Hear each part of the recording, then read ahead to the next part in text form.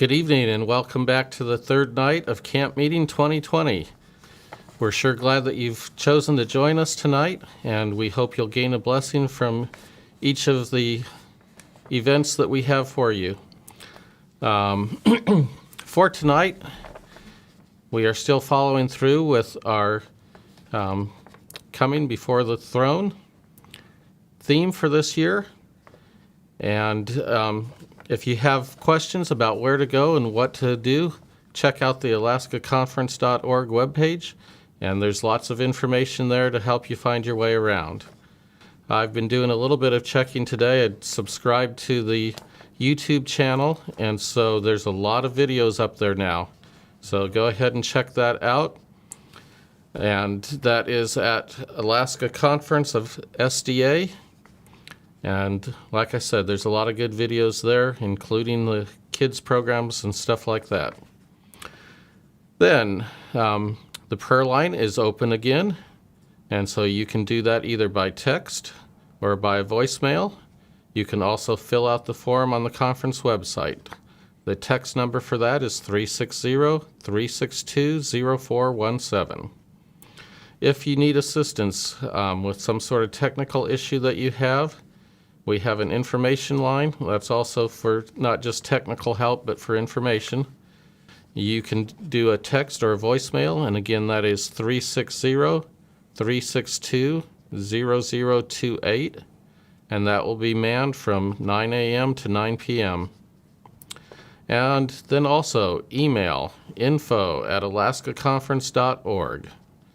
And we hope that you have been gaining a blessing from each of these things.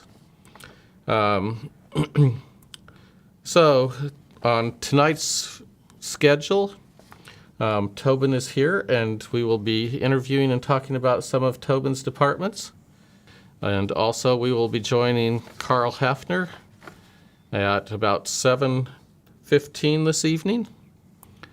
And hopefully the kids have been enjoying their programs. If you're just joining us, there is a preschool program for the kids at 9 a.m., and that can either be done from the Socio app, or you can do it at YouTube, or you can do it on Facebook. And again, the links and instructions are on the conference website. If the kids are a little older, there is a program for the elementary age kids at 12 noon, and same links for getting there. This evening, if you are a person of youth in the range of about 13 to 19, kind of the teen years, we hope that you'll take the time and go join Jesse Seabell. And that can be done either through the conference website. It can also be done at Alaska Camp's Facebook page. Correct. And so I think you'll enjoy what's going on there. There's also a Zoom link, and that's one of the few programs that is interactive. You can actually get on there and voice some opinions, and so it's kind of fun. And let's see. Oh, you have a few more days left here if you want to order from the ABC, and they will be up here for the weekend of September 20th, probably Thursday, Friday before, and the Monday after, Sunday and Monday. And they have to have your order by July 27th in order to put it on the barge to bring it up here. Also, if you or someone you know has slow internet or not high speed, you can join and listen to the program without the video portion at akadventistradio.net. Thanks again for joining us this evening. And Tobin, tell me what you have going on with some of your departments tonight. Is it okay before I jump into that just to put a little plug in for the youth thing that's going on here in just a couple minutes? Absolutely. Yeah, so I've been on for the last couple nights, and Jesse's got a really powerful message that speaks to teens and young adults. And so I would invite you to get over there at 7 o'clock to the Zoom and interact. He's got some polls going on, so you can just click on the different things, and it's really interesting. And as Jim mentioned, you can call in if you happen to be in the bush or a place where there's terrible internet, or you maybe don't even have internet. Unfortunately, you got to get the number from either the Alaska Camps Facebook page or somewhere else for that. But it's been a really fun and engaging last couple nights, and so I'd encourage anybody in our youth and young adults to go over there and check it out. But back to your question, though, God has given me the opportunity to work with youth and camps and radio, Pathfinders, as well as Arctic Mission. And tonight, we're going to show a video that has a little bit about my departments and stuff. And can't do everything in a 20-minute segment, but we're going to feature camps, and then we're going to feature just a tidbit of radio and Pathfinders as well, and just kind of see where God is leading, and then we can wrap up at the end with maybe some young adult stuff. Okay, that sounds good.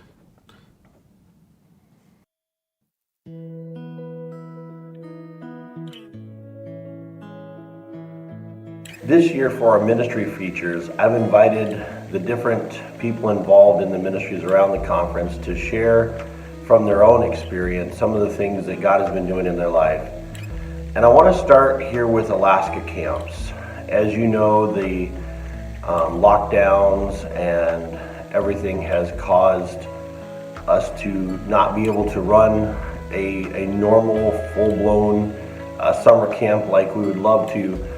But I wanted some of our staff and campers to be able to share in their own words what Alaska Camps has meant to them.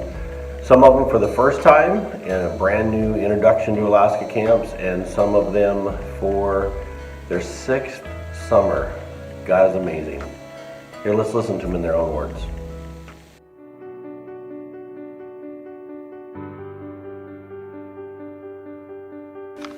Okay, whenever you're ready. Ready? Yeah, go. Why I like Alaska Camps. Why I like Alaska Camps. Why I like Alaska Camps. Why I like Alaska Camps. I like Alaska Camps because it's fun. I like Alaska Camps because it's fun. Have fun. Crazy fun. Fun activities. It's very fun, cool. And it's fun because there's field sports, archery. At Alaska Camps, we have activities for everybody, whether you're an adrenaline junkie, whether you like arts and crafts, whether you like peaceful canoeing rides. It's mountain biking, rock climbing, and hiking. Well, Alaska Camps is a place where you can get up close and personal with nature. I like Alaska Camps because I made a lot of friends here. I've met so many new people, made so many great relationships here. It's not like going to church on Sabbath where you're like, oh yeah, I'm gonna go and say hi to these people, I'm gonna go say hi to these people. No, it's like, oh, I really actually care about these people and I really want to make sure that they're okay. Oh. And I have grown so much. When I first came here, my first year to work, I felt like this new kid on the block. And now I feel like I have a place that I really belong, that I can come to every summer. Just being able to see the energy and the hope that everyone has. I like Alaska Camps because it gave me a place to go this summer when I felt pretty stressed out about how things were going. For me, when I came to Alaska Camps, it was a stop, a break, a time to just breathe and relax. And it kind of just brought me that comfort. I like Alaska Camps because of the staff. They make you feel right at home, make you laugh, enjoy the time that you have here. They're kind of like a family. They all just have fun and they welcome each other, the new people, with like open arms. Alaska Camps was a huge unexpected blessing in my life. This place has helped me to grow in ways that I never thought I would. I like Alaska Camps because it's like a family. Alaska Camps is a place where you can go, where you can feel loved. I've learned a lot here. I've learned to be more open. Alaska Camps is a place where I truly felt God's love for me personally for the first time. I mean, you know, it's not the sort of family that you're put into, it's more the family that you sort of choose yourself. Granted, you don't choose the people yourself. But just being able to see the energy and the hope that everyone has and the trust that they have in God's plan has been truly amazing for me, just to see that God's working. The whole process of me being here was honestly just a God thing. I prayed about which options God would open for me to go to for summer camp. And here I am 5 years later. Every single year God's called me back Honestly, It's been a family for me. Alaska Camps is a place where I've learned leadership. In fact, I actually learned to play the guitar at camp. It's like a safe place to be. Camp is a great way to spend summer and get away from home. Throughout all the craziness that life gives you, camp is a good place to go where you know that your main focus is on God. Your main focus is to teach kids about God, to fellowship with God, with people that you become family with. So that's why I like Alaska Camps.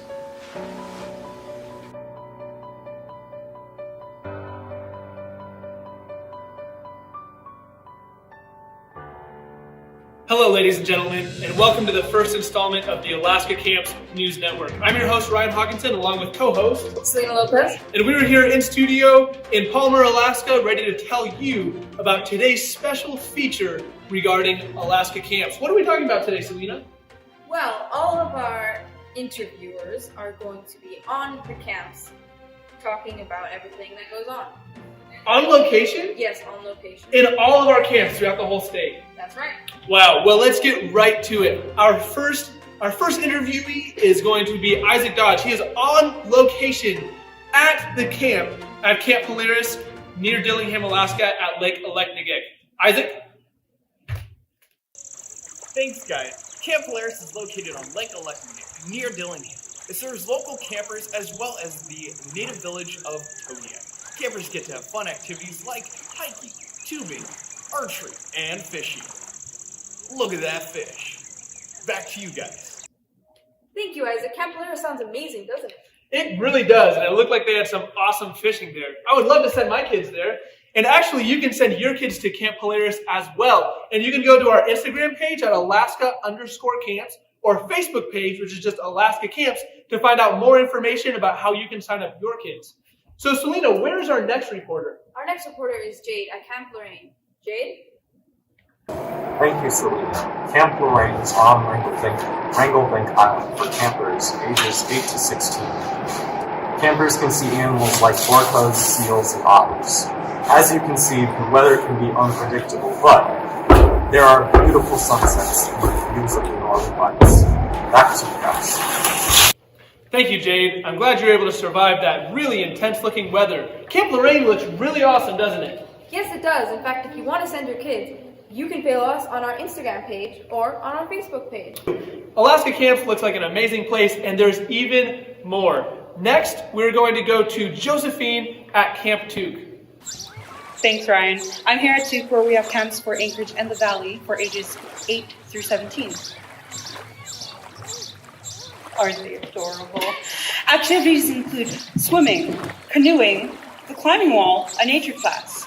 And throughout the day, there's a camp pastor that gives worship on various subjects that help them learn more about God. Back to you. Thank you, Joe. Camp Tuke also sounded very amazing.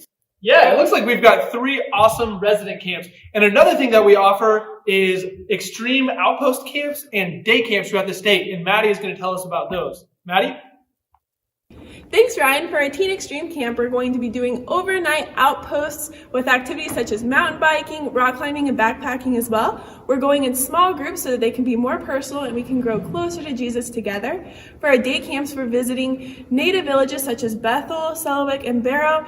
We're inviting all ages from ages 5 to 18, and we're doing a VBS style with activities and skits that can remind us of Jesus' love. Back to you guys. Thank you to Maddie and all the reporters that were on site in Alaska camps. It seems like it has a lot of opportunities for young people. It sure does. So many ways to have fun, to learn about Jesus, to make friends. If you or a kid of yours is interested in being a camper at Alaska Camps, make sure to follow us at our Alaska Camps Instagram page at Alaska_camps. Look us up on Facebook, Alaska Camps, and stay tuned for more information on how you can sign up and join us in our mission and having fun and in teaching kids about Jesus. Thanks for tuning in today. I'm Ryan Hawkinson. And I'm Selena Lopez. Thank you for tuning in to Alaska Camps News Network.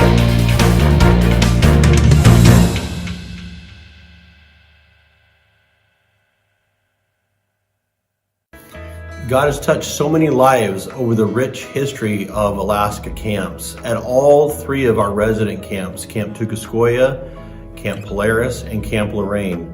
It's hard to imagine that the first trip with youngsters across Big Lake was almost 80 years ago. We pray for the ministry of camps, as this year we've been displaced, but as we look forward to 2021 and being able to bring back the fullness and the richness of the camp experience, praising the Lord for each opportunity we have to talk to them about Jesus.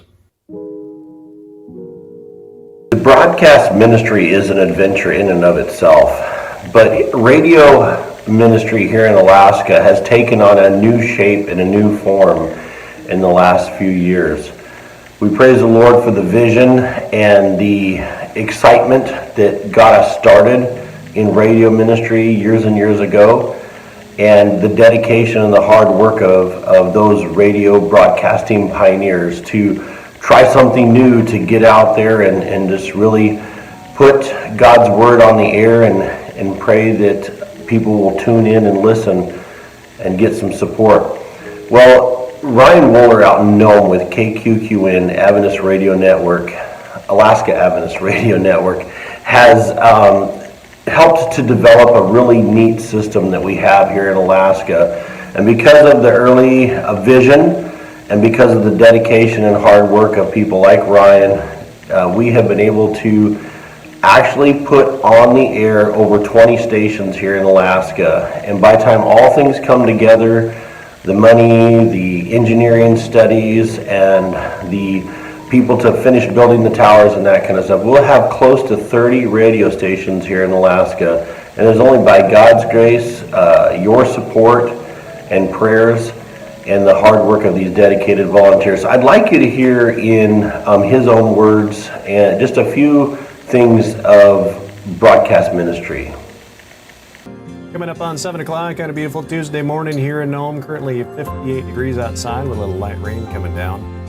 You are listening to the Alaska Adventist Radio Network right here on KQQN 89.3 Nome. I would say every village in Alaska has access to radio. We're not introducing something new and amazing. What's new and amazing is the message that we carry about who God is. We want you to hear a little something that just piques your interest about God and says, "Oh, I'd never thought about him in that light before." We do have sermons that we share, but a lot of what we focus on is just little thoughts, something to think about for the day. And that's proving to be very effective. One of my dreams is to put a radio station in a village where we don't have an established presence. Up until now, all of the radio stations that we have operating are in support of missionaries that are already there. Now that we've seen how effective it is in touching people's lives, I would love to be able to branch out to more frontline type of ministry where we're introducing people to the gospel through radio. Imagine a radio station going into an area where we have no Adventist presence right now. That is a prayer dream that we have to start that radio station wherever the Lord leads. Chosen, I am chosen, and he said chosen, I am chosen.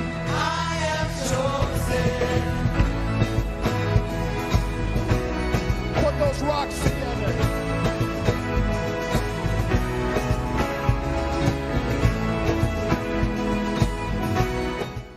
At the most recent 2019 International Pathfinder Camporee at Oshkosh, Wisconsin, our own Pastor Chad Angasan of Nome and Kotzebue led the nightly worships. The theme was Chosen. Our Pathfinders participated in activities, traded pins from all around the world, and had an all-around good time. The weather was great, too hot for some Alaskans, and we were blessed to be there with almost 60,000 other Pathfinders and leaders.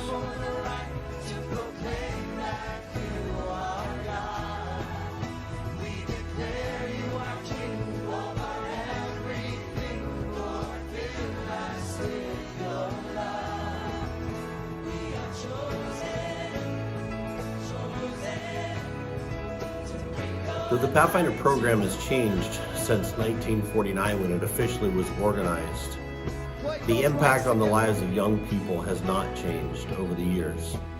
It's very important for our Pathfinders to be involved in the local church and to have good leadership and to have committed parents and individuals to help make the program go. Interestingly enough, this after Oshkosh, this huge, exciting time in 2019, it's almost a year ago that this happened. Our area coordinators, our event coordinators, and Pathfinder leaders decided that they wanted to return to the next International Camporee at Oshkosh in 2024, but they didn't want to go with just the 120 leaders and Pathfinders that we had. They wanted to try to double that number. So in order to double that number, that's quite a big feat. We're going to have a lot of involvement of more churches, more parents, more young people. And so be listening, be praying, be seeking ways that you can yourself or others that you know could be involved in our Pathfinder program. Our area coordinators and our leadership are very active in trying to grow the ministry, as we know the most important thing that we do is to impact children for Jesus.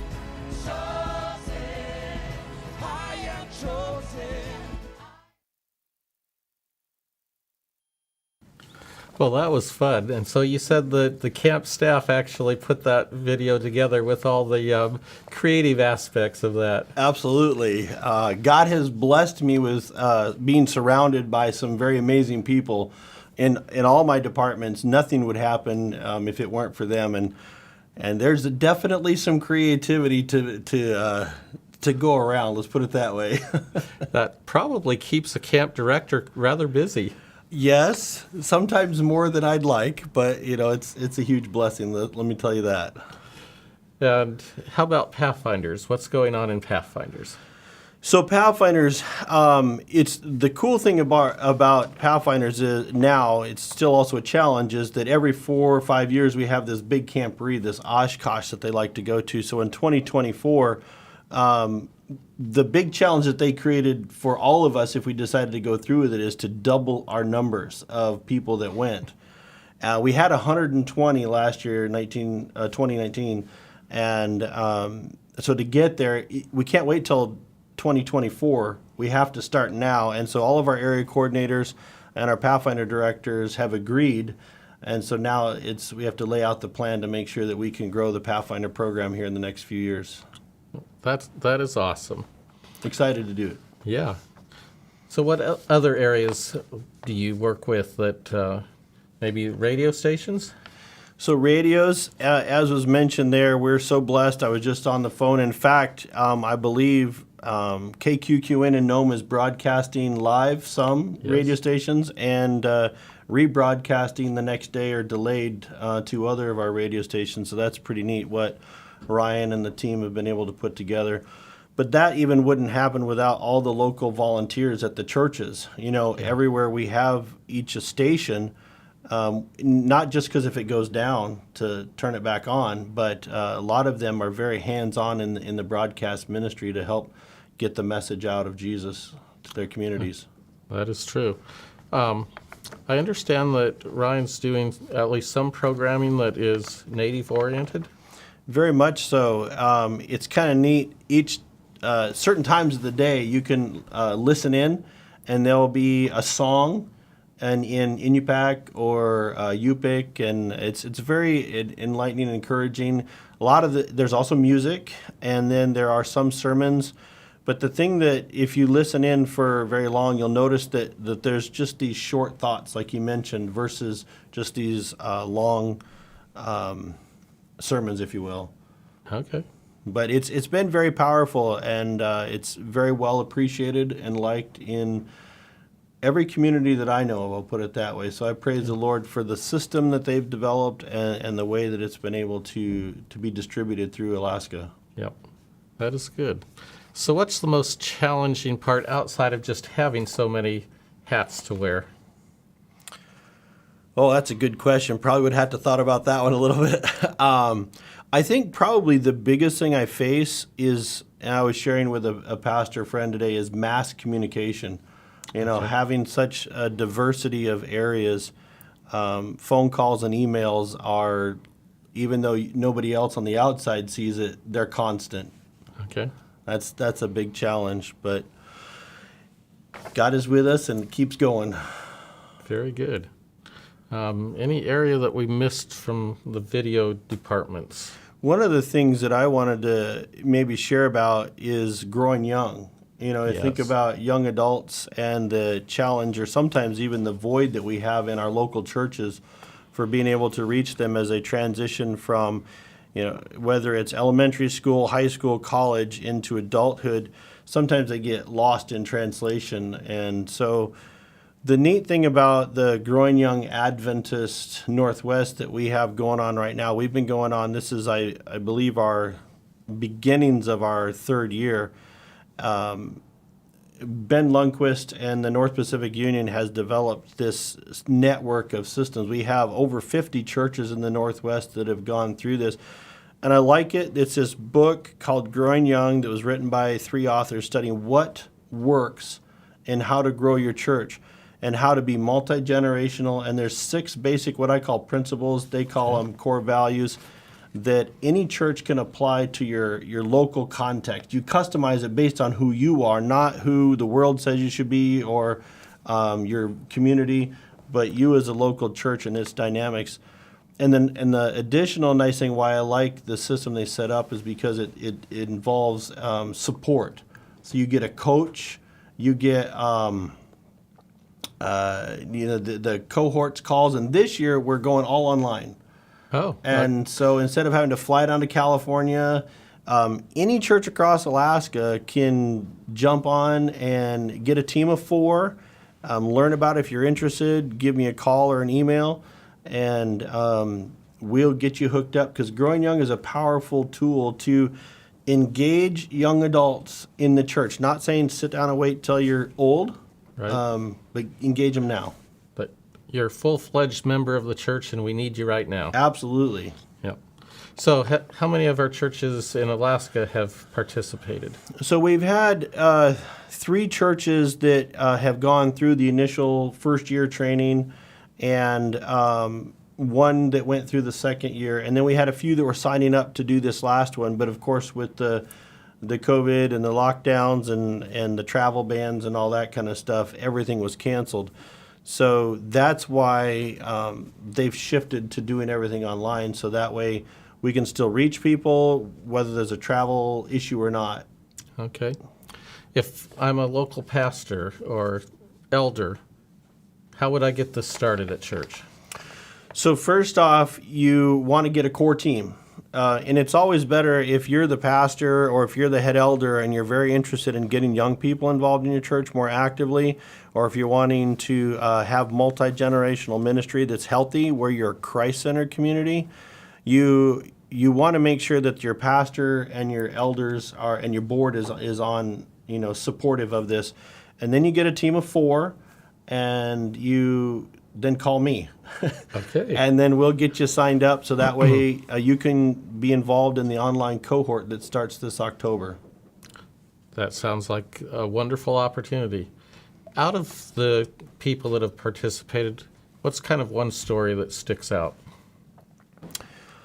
One story that actually didn't come from Alaska that they've talked a lot about, and then I'll tell you maybe one about Alaska too, not to leave us out, was a church that was aging and struggling, and all the older people got together and said, well, how do we reach our kids? And so our young people, young adults, and they sent 4 adults, older adults, to the cohort, and they came back, and I think by the end of the second year, they were engaging something like 30 people from the community and from the church, that whether they were kids that had quit going to church, or whether they were children that had just not been interested, or they were there just kind of quiet and not involved.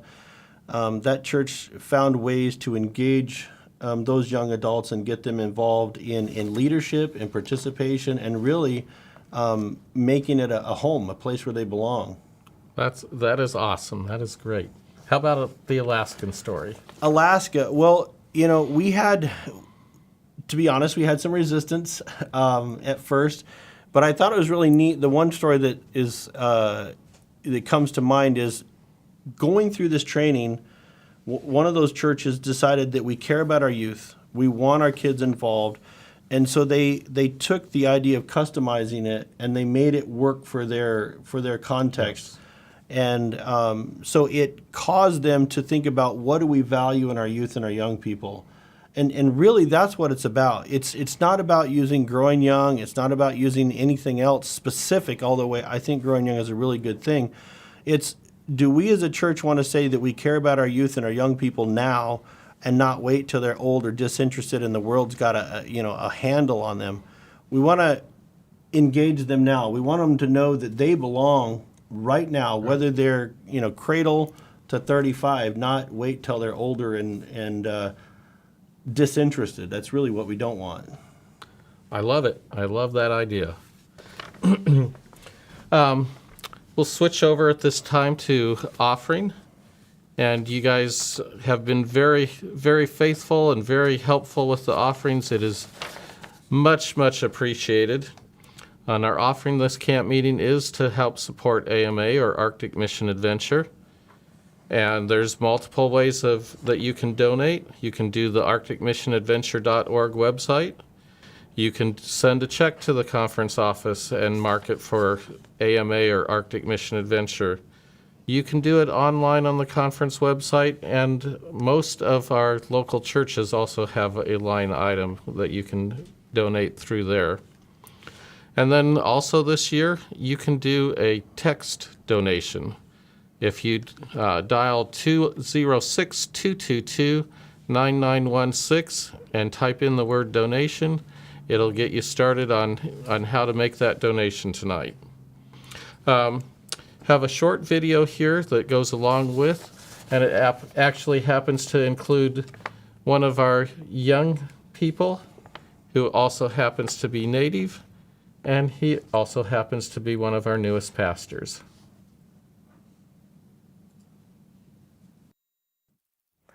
Wang ko temani les kami pichira purayo ganritut.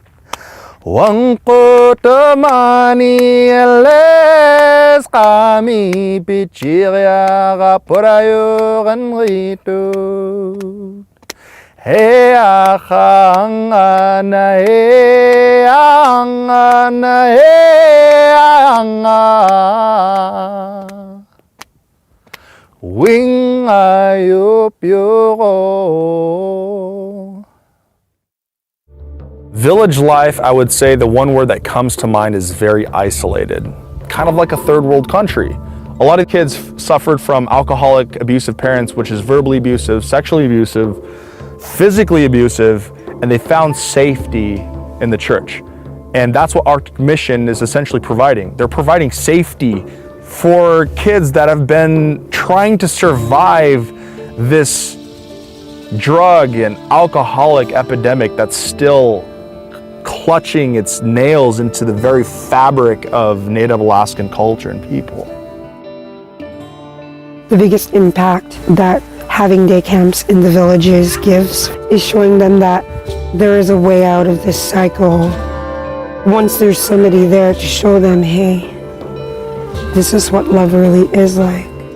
Because of the day camps, they're able to get a way out. We have people that can't afford potable water. They come to this facility to get drinking water. Or they've been involved in the food bank program they started here. Our own personal family has been also a recipient of their humanitarian help for our people. Yes, we have an incredible backyard.